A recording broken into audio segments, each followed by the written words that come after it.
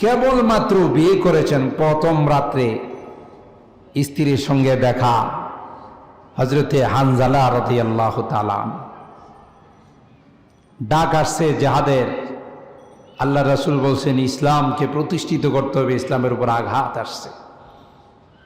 হযরতে হানজালা রাদিয়াল্লাহু তাআলা ফরজ গোসলটুকু করার সময়টুকু নিতে রাজি হয় নাই। হাদিসের ভাষায় তাকে গাসিরুল মালাইকা বলা হয়। যারা আল্লাহর রাস্তায় জিহাদ করে শাহাদত বরণ করেন ইসলাম প্রতিষ্ঠা করার জন্য, তাদের হুকুম হলো তাদের কোনো গোসল চলবে না। এই রক্ত মাখা অবস্থায় তাদেরকে দাফন করতে হবে। কেন? এই আহত ক্ষত স্থানগুলো নিয়ে যখন আল্লাহর দরবারে উপস্থিত হবে, তাদের এই ইনজুরিগুলোর থেকে, ক্ষত স্থানগুলোর থেকে তাজা রক্ত বের হবে। দেখতে মনে হবে রক্তের রং, কিন্তু তার থেকে মেশকে আম্বরের ঘ্রাণ বের হবে। কিন্তু হযরতে হানজালা রাদিয়াল্লাহু তাআলা আনহু, তাকে তার লাশ খুঁজে পাওয়া যাচ্ছে না। অনেক তালাশ করার পর আল্লাহর রাসূল বলেন, আমি আকাশের দিকে তাকায় দেখলাম হানজালাকে জান্নাতি ফেরেশতারা গোসল দিচ্ছেন। এই জন্য তার লকব হয়ে গেছে গাসিলুল মালাইকা, ফেরেশতাদের গোসল প্রাপ্ত সাহাবী। সুবহানাল্লাহ। কি ব্যাপার, ঘটনা কি? গোসল তো শহীদদের হয় না, তাকে কেন গোসল দেওয়া হচ্ছে? হানজালার স্ত্রীর নিকট আল্লাহ রাসূল সাহাবী পাঠালেন, খবর নিয়ে দেখো কি ঘটনা। হযরতে হানজালার স্ত্রীর কাছে সালাম জানাইলেন, বললেন যে তোমার স্বামী আল্লাহর রাস্তায় শাহাদত বরণ করেছে। তবে প্রশ্ন হলো তাকে ফেরেশতারা গোসল দিচ্ছে কেন? হানজালার স্ত্রী বললেন, স্বামী আমার প্রথম রাত্রে দেখা হওয়ার পর আমার সঙ্গে তার সাক্ষাৎ হয়েছিল, মেলামেশা হয়েছিল। জিহাদের ডাক আসার পর একটু সময় নিতেও তিনি রাজি হন নাই।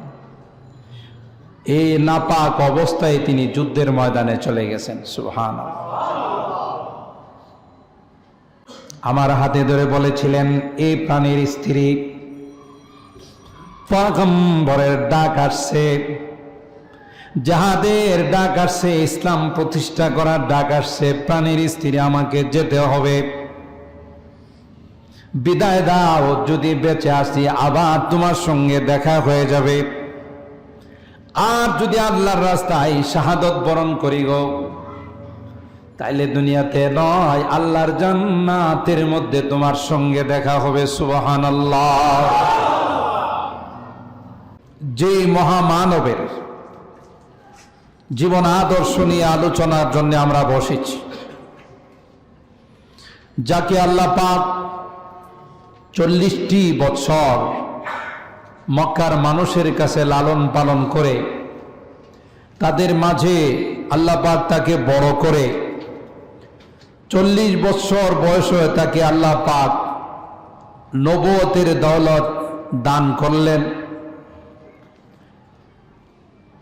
আমরা যদি কোরআন সুন্নাহর আলোকে দেখি, তাইলে আমরা পাব যে যদিও তার আত্মপ্রকাশ হয়েছে সবার পরে, কিন্তু তাকে আল্লাহ পাক নবুয়ত দিয়েছেন সবার আগে।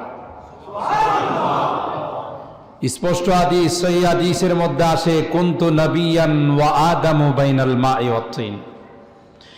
আমি তো তখনই নবী যখন আদমের অস্তিত্ব হয় নাই। আদম যখন মাটি আর পানিতে মিশ্রিত, তখনই আল্লাহ পাক আমাকে নবুয়ত দান করেছেন। সুবহানাল্লাহ। কারণ আরবিতে একটা প্রবাদ বাক্য আছে, নূরুল কমর মুস্তাফাদুম মিন নূরিশ শামস। রাত্রির বেলায় চন্দ্র যে আলো দেয়, এটা নাকি দিনের বেলার সূর্যের থেকে আলো গ্রহণ করে। সমস্ত পয়গম্বর নবীগণ, তাদের পক্ষে নবুয়ত পরিচালনা করা সম্ভব ছিল না যদি আল্লাহর হাবিবকে আল্লাহ তাআলা নবুয়ত না দিতেন। তার বাস্তব প্রমাণ পাওয়া যায় সূরা আলে ইমরানের আরেক আয়াতের মধ্যে। রূহের জগতে সকল নবীদেরকে আল্লাহ তাআলা একত্রিত করে, তাদের রূহগুলোকে একত্রিত করে আল্লাহ পাক অঙ্গীকার নিয়েছিলেন, তোমাদের সময়কালে আমার হাবিবের আগমন ঘটে গেলে তোমাদের নবুয়ত মুলতবি হয়ে যাবে। ওয়াইদ আখাযাল্লাহু মিসাকান নাবিয়্যিন লামা আতাইতুকুম মিন কিতাবি ওয়া হিকমা সুম্মা জাআকুম রাসূলুম মুসাদ্দিকুল লিমা মাআকুম লাতুমিনুন্না বিহি ওয়া লাতানসুরুন্নাহ। হযরত আদম থেকে নিয়ে ঈসা রূহুল্লাহ পর্যন্ত সকল নবীদেরকে আল্লাহ তাআলা ভিআইপি রুমে একত্রিত করে, হলে একত্রিত করে আল্লাহ তাআলা তাদেরকে একথার অঙ্গীকার নিয়েছেন, হে আদম তুমি নবী হয়ে যাবে, আমি তোমাকে নবী বানিয়ে পাঠাবো, মুসা তোমাকে নবী বানিয়ে পাঠাবো, নূহ তোমাকে নবী বানিয়ে পাঠাবো। সুম্মা জাআকুম রাসূলুম মুসাদ্দিকুল লিমা মাআকুম। তবে মনে রাখো, একজন নবী আসবেন, পৃথিবীর সকল মানুষকে আমার ইচ্ছা মতো বানিয়েছি, তাকে আমার ইচ্ছা মতো নয় বরং তার ইচ্ছা মতো আমি বানিয়েছি। অত্যন্ত গুরুত্বপূর্ণ কথা। হযরতে হাসান ইবনে সাবিত রাদিয়াল্লাহু তাআলা আন বলেন, ইয়া রাসূলুল্লাহ, আল্লাহর কসম করে আমি বলি, পৃথিবীতে কত মানুষ দেখেছি, আপনার মতো এত সুন্দর মানুষ আমি দেখি নাই। কোন মা আপনার মতো এত সুন্দর সন্তান জন্ম দিতে পারে নাই।